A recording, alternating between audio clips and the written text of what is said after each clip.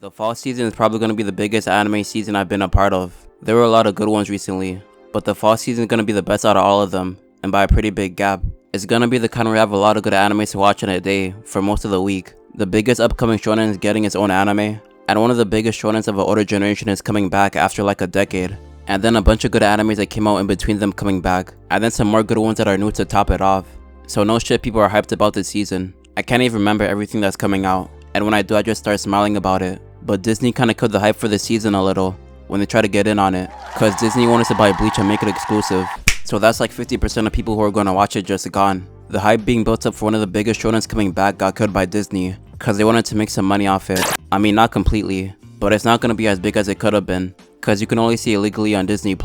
I don't really use streaming platforms, but that's probably the worst one out of all of them. People only buy it to watch something nostalgic. They don't really post anything on there often, or at least anything good. So if an anime gets put on Disney+, or any platform that's not meant for anime, they're kinda fucked. They're trying to get a piece of the growing anime audience, cause anime is really close to being mainstream. It kinda already is, but it's not like the lowest possible tier. Like, it's still way below stuff like Marvel, but it's gonna get there at some point, and platforms are realizing it's gonna get a lot bigger soon. None of them give a shit about their anime catalog until like 2 years ago. Most of them never updated it, cause they just didn't care how good it did, but now they're trying to get on it as early as they can. But the way they're doing it now, they're just cooking the animes. I remember when Villain Saga first came out, and even though it was definitely the best in its season, it got no attention until like the last few months. There was other stuff being really hyped up that season like Dr. Stone, but if they put it on Crunchyroll or something, it would have been the most popular by a lot. The only reason I knew about it was the live chart website, the one that shows everything that comes out in a season. They put the second season on a real anime platform, and now more people are knowing about it, and some YouTubers were talking about it, so that helped put his name out there. So Villain managed to break out of it eventually,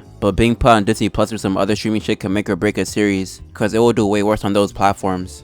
And if it does bad, they might not want to continue it, cause it didn't do as good as they thought it would. The same thing happened to Jojo with Netflix. When the first season of Part 6 came out, the hype for Jojo was at its peak. Everybody was looking at trailers and leaks, hyping up for when the anime will drop. Now I don't know if this was official, but I heard that they were gonna drop it monthly or something like that. Some type of schedule they would stick to put them out in small batches. Unless they meant 10 months, that shit obviously didn't work out. They probably won't do the same thing for Part 7, unless they just don't give a shit. Everybody was shitting on them for what they did to Part 6, and Part 7 is the one people really care about. So if they fuck that one up, they'll have even more people aggressively typing about them online. Bleach will probably be okay, since it's already a really big anime that's been gone for a long time. There's probably gonna be people who buy Disney Plus just to watch it, but it's not gonna be as successful as it could have been because of that. And if they do what they did to Jojo with Bleach, with a really long break in between, that shit is gonna tank. It made me realize how many people really watch anime legally.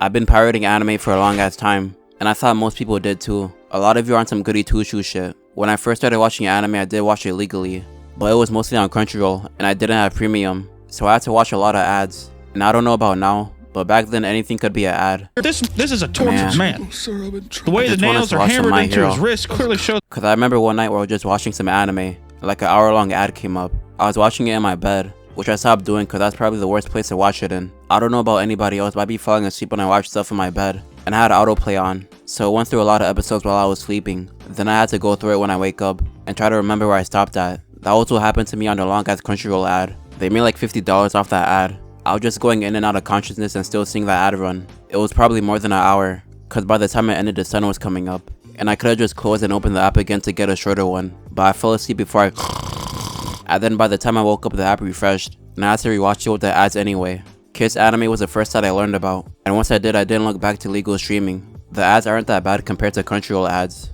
People get annoyed by the ads in those sites, but to be honest, it's a bonus. You watch your anime with no ads, and they hook you up with a MILF in your area. And whenever me or my friends would have a site we used to get taken down, we would just trade them with each other like Pokemon cards. I thought people who use pirating sites were the majority, but they're not apparently. It affects new animes a lot if they get put into a random platform nobody uses. A lot of people still don't know about summertime rendering, even though it's the second best anime in the summer season. I'm being deadass. If you don't watch it and you're seeing this, you're missing out on some good ass shit. It would be the best if Made in Abyss wasn't in the season, but having something that good isn't common. In a regular season, it would be the best by a lot. If it was on Viv or Crunchyroll, it would be one of the main shows of the season people talk about. These other platforms are probably giving them way more money to get the rights to them, but in the long run the animes get less out of it. They should still do deals with them, but not being bought out to be exclusive is probably the best thing to do. Unless you're already kinda notable, you couldn't break out the random streaming platform's ecosystem.